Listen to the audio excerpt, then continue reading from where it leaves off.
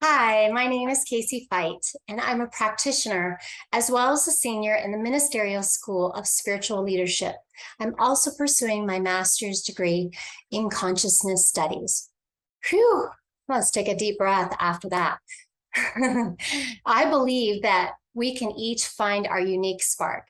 That is something that most of us desire and can be a wonderful bonus if we're able to find a way to do it in our everyday lives.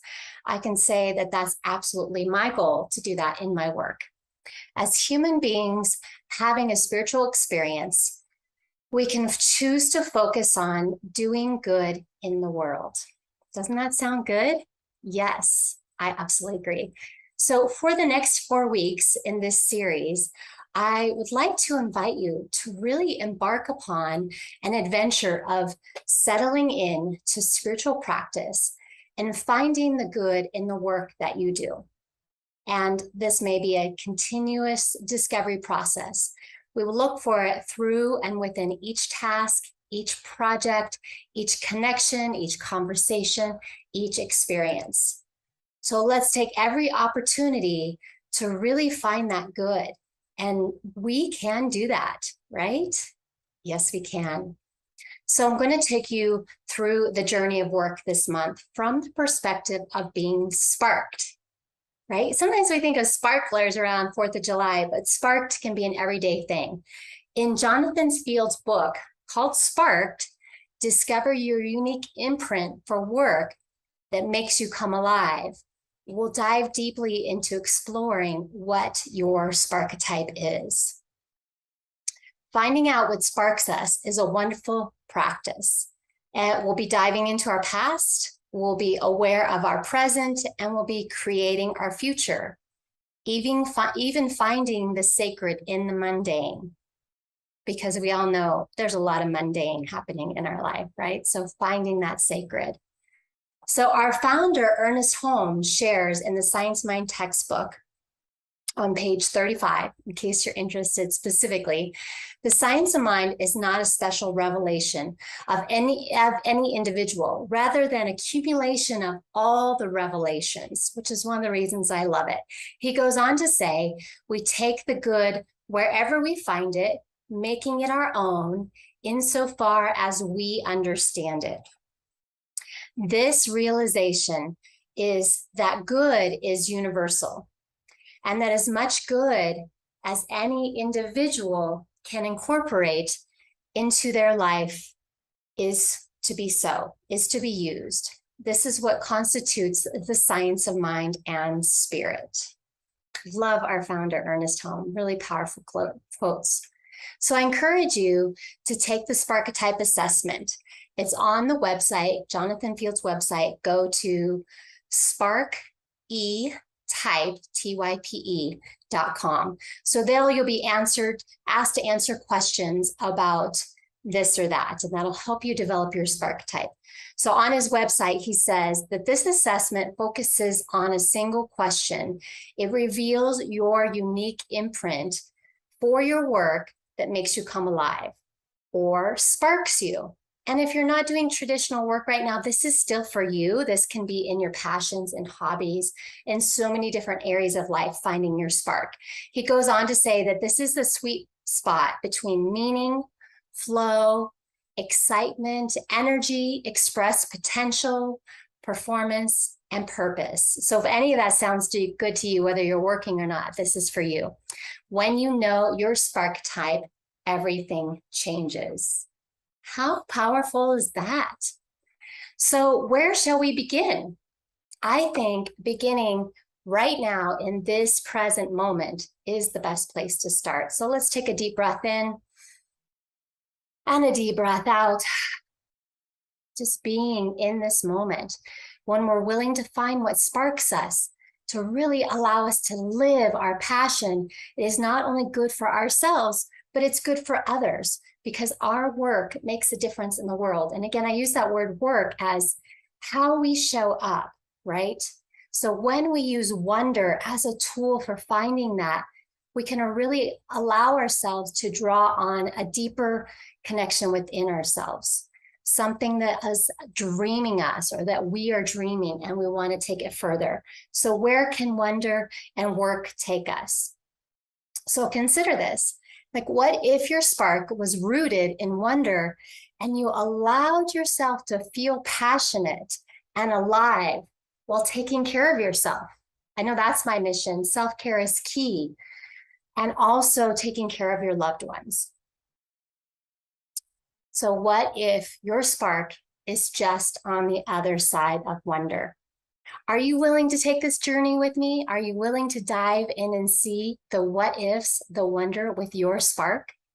What if instead of knowing all the answers, we lean into asking more questions and really looking within? So are you ready to dive in?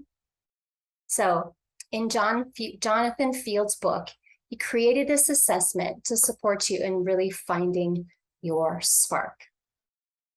So if you haven't read the book, that's okay. I do encourage you to get the book, maybe at the library or on a Kindle. You can absolutely follow along with this 4-week series with me because I will be summarizing and sharing it with you. We'll be going through a meditation each week. So these next 4 weeks, I'm going to give you an overview of a couple of different types. There are 10 in all, and we're going to do 2 or 3 each week. So you can see right here in this graphic, the 10 sparketypes. So like I said, we'll dive into them, but here they are as an overview. We've got the maker, the maven, the scientist, the essentialist, the performer, the sage, the warrior, the advisor, the advocate, and the nurturer. You might already start to have an idea of what you are. So each type has 3 elements. There's your primary. This is your strongest impulse, like how you show up in the world, your biggest passion. Then there is the shadow. And this is not necessarily the dark, but it's the part that amplifies your primary. So it gives kind of some movement behind it.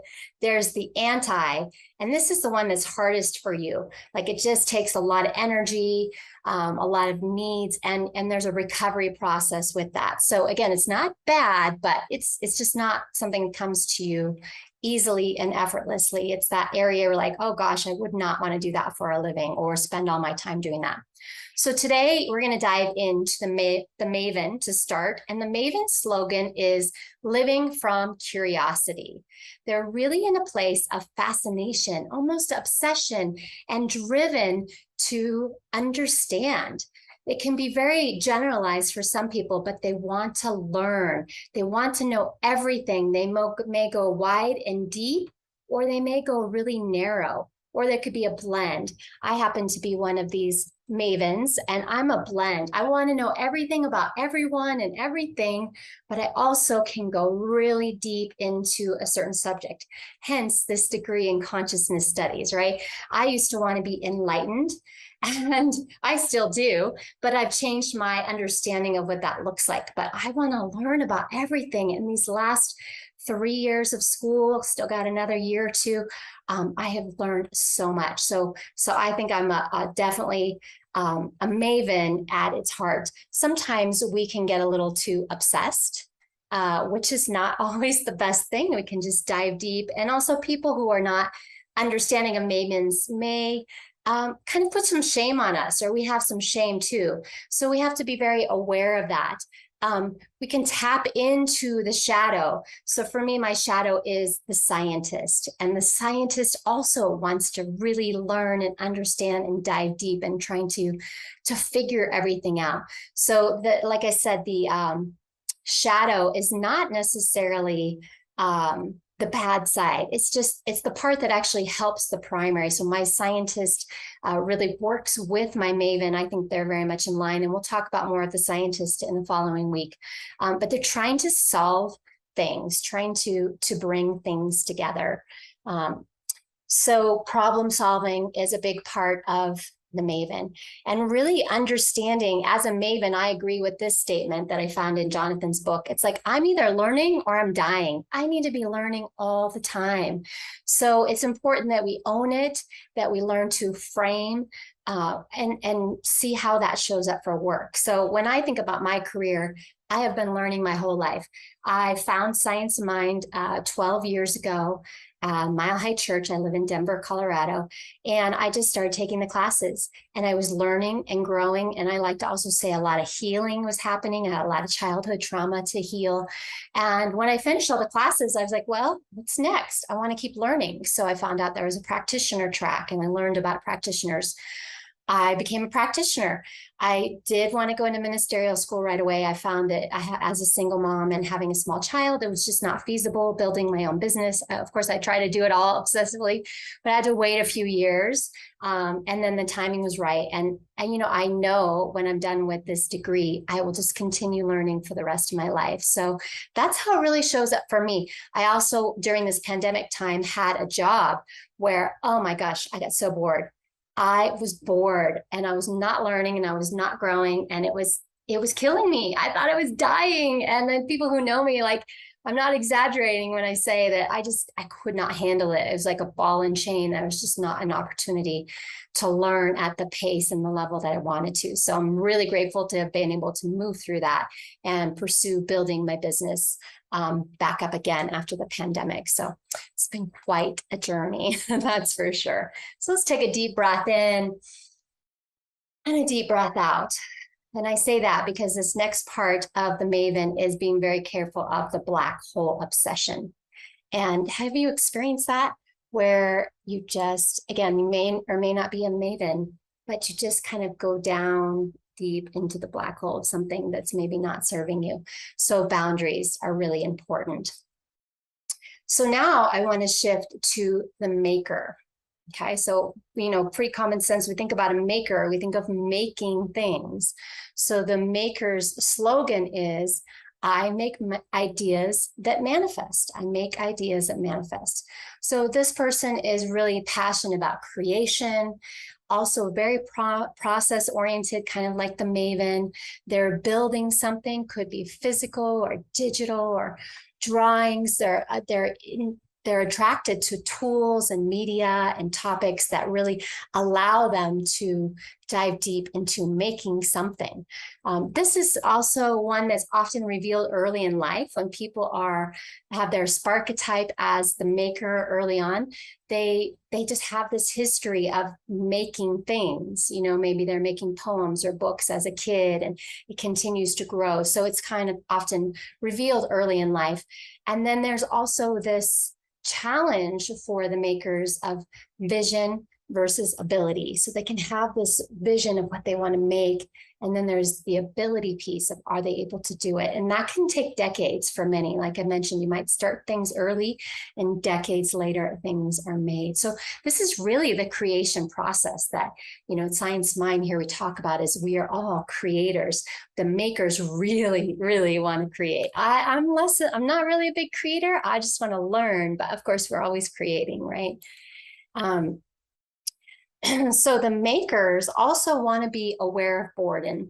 And sometimes that happens because there's kind of a disconnection between the outcome and the impact. So again, excuse me, that maker is wanting to really have that connection, to have that outcome and that impact with whatever it is they made. And again, because that takes time, that can often be a challenge for our makers. So collaboration is key.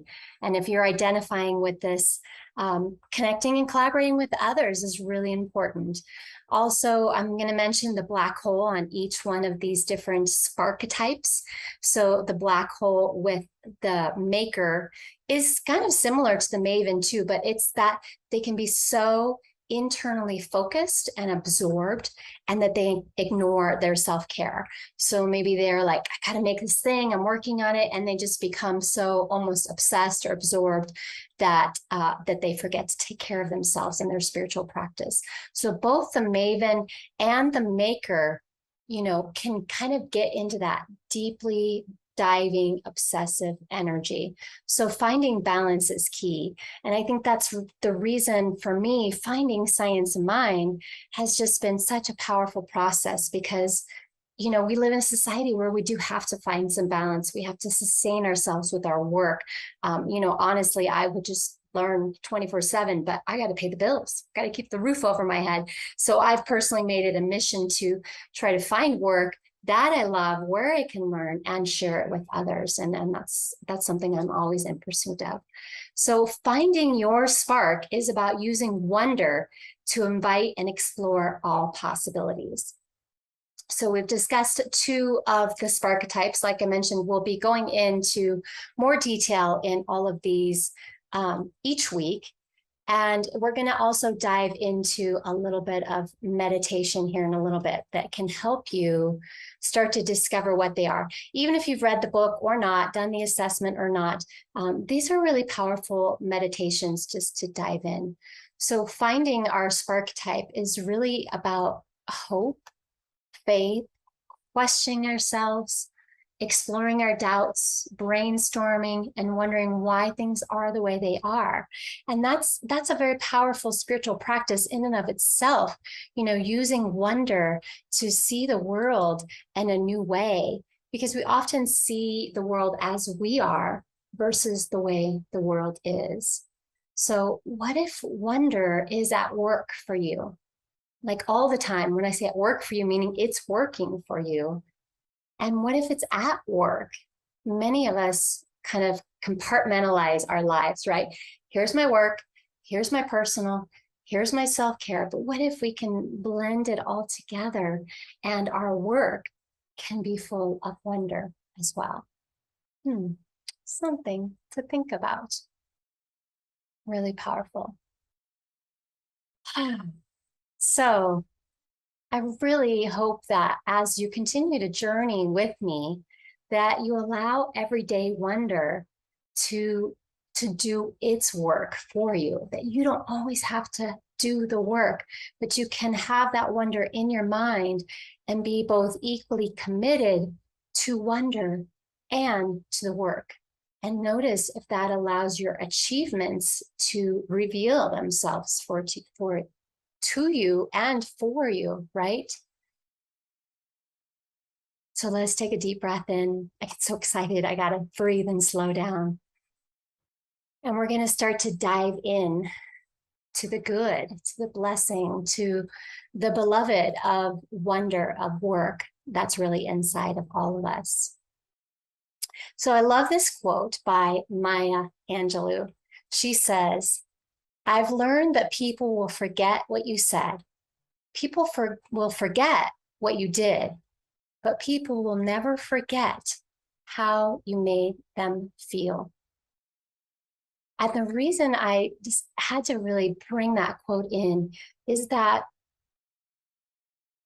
when you are sparked, when you are feeling alive and doing your work that's bringing good into the world, people are going to feel that from you. They're going to want to be with you. They're going to want to work with you, connect with you, because they feel your spark, and your spark is powerful.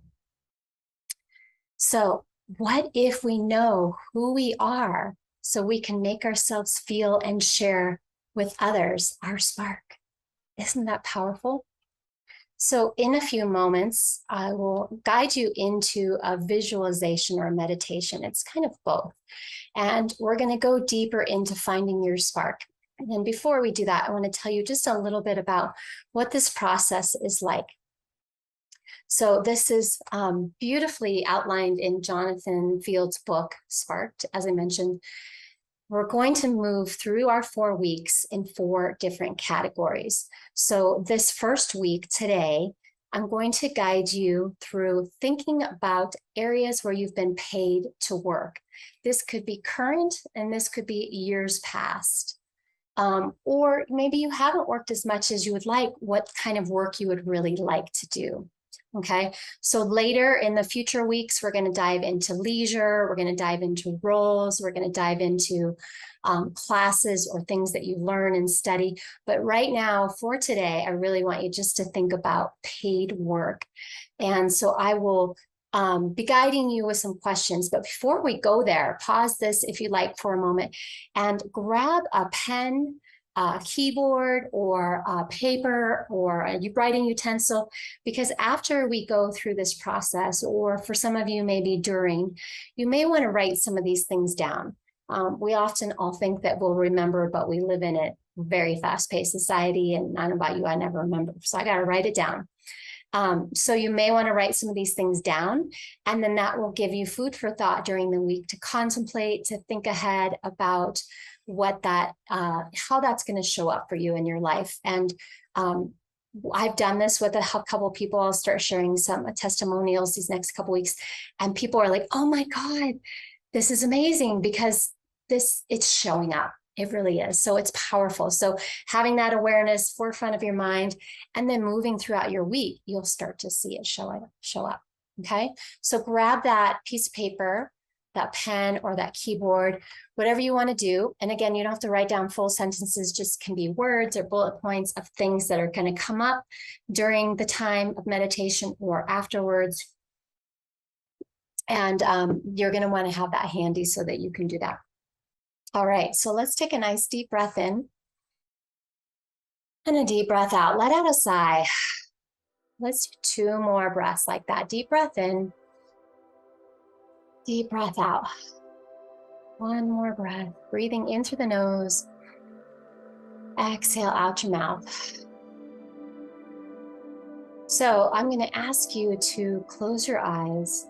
If you're not comfortable closing your eyes, you can just turn your attention focusing down, looking at one spot, just to really tune yourself into the moment. And if you haven't already, turn off any electronics or phones or beeping things that are going to distract you, or come back to this later and really give yourself the gift of diving into this meditation. So breathing in, breathing out. And I'll continue to guide you to breathe, to let go and relax, because I don't know about you, but for me, when I stop breathing, which is often, I hold my breath, I stop listening. I stop being present and I move somewhere else. I don't even know where. Usually it's the past or the future, that time travel thing. But I want you to keep coming back to the present moment. So stay with your breath. Stay with the sound of my voice and the words that I'm saying, and let yourself go in and really remember, think, dream, feel, and see what comes up. No judgments, no right or wrong, just simply breathing. Take a deep breath in and a deep breath out. Deep breath in and a deep breath out. And so now I'm going to encourage you to start to think about your past. Think about the jobs you've had, the roles, something where you actually did get paid money or were committed in a work type environment. And as you start scanning the past for the most part, or maybe the present situation that you're in, start to notice when you felt most alive, when you felt most like yourself. Notice when you felt you were your best self. When you felt like you had a genuine sense of purpose. Breathing in, breathing out. When you felt most like yourself, you felt the best most often in your life, felt a genuine sense of purpose, like everything that you did mattered, where you lost track of time because you were so engaged in whatever it is you were doing. You felt very energized, you felt excited, fully expressed. So I'm going to be quiet for a moment. Just think of 3 experiences: alive, excited, expressed. Maybe it's not the details at this point, it's just a portion of that work or that job. Breathing in, breathing out. Breathing in, breathing out. Finding those three experiences and noticing if part of that was you felt like you were accessing your true potential. May have been just in a very short time period. So 3 experiences, 3 jobs, or 3 portions of jobs. So just hold those in your heart for a few moments. Notice the emotional attachment or connection that you may have felt to them. If you have more than 3, that's okay. If you have less than 3, that's okay. Just again, finding that spark, right? That you felt so alive, excited. And again, no judgments. You don't need to tell this to anybody. This is for you. Other people may think that's silly, and for you, it's the best thing in the world. That's exactly what we're doing. So now, for each of those 3 experiences, and again, we're still focusing just on work, paid work. We'll do the other ones in the following weeks. So I'm going to ask you a series of questions again. So you've got those 3 experiences, and this is where you may want to write those 3 down, or just if they're very solidified, that's wonderful. I'm going to ask you a series of questions for you to really dive a little bit deeper. So you ask yourself this question for all 3 areas. What were the tasks that you were doing when you felt most alive?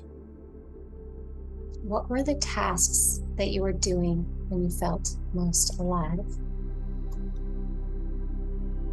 Deep breath in, deep breath out.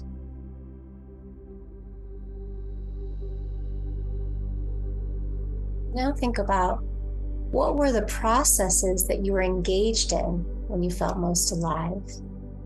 What were the processes? Were they with other people? Were they by yourself? Also, what were the projects that you were involved in when you most felt alive in these 3 jobs, positions, work? Take a deep breath in and a deep breath out.